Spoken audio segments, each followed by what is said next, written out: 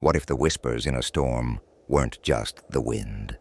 Or the shadows outside your window weren't a trick of the light? These are the true stories of those who faced the unknown and barely made it back to tell the tale.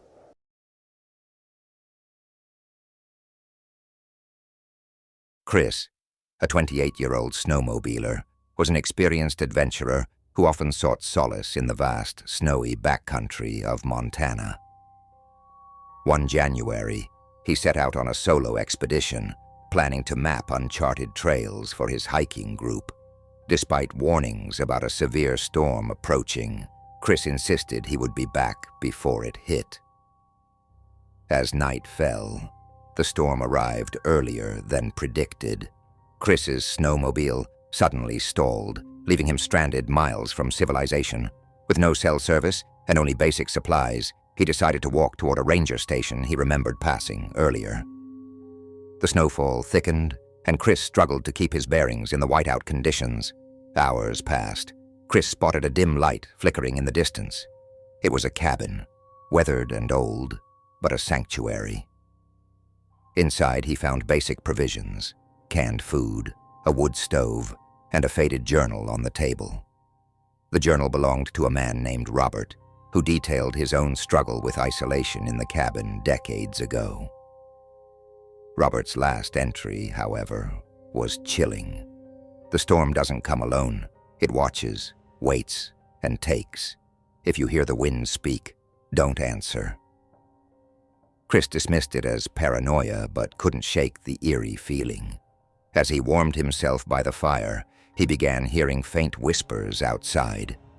The voice sounded like his late brother calling his name. Terrified, but rational, Chris resisted the urge to investigate. However, the whispers grew louder, now resembling multiple voices, each begging for help. When he peered out the frosted window, he saw footprints circling the cabin, too many to be his own. Days later, rescue teams found Chris unconscious in the snow, clutching the journal. The cabin, however, was nowhere to be found, and the area was deemed uninhabitable for decades. Chris never spoke of what happened, but warned others to heed the storm's whispers.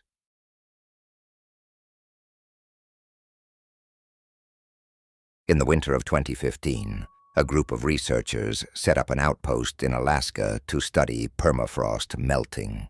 The team of 4, led by Dr. Claire Bennett, planned to stay 6 weeks in the isolated tundra. Supplies were ample, and communication with the main base was established via satellite radio.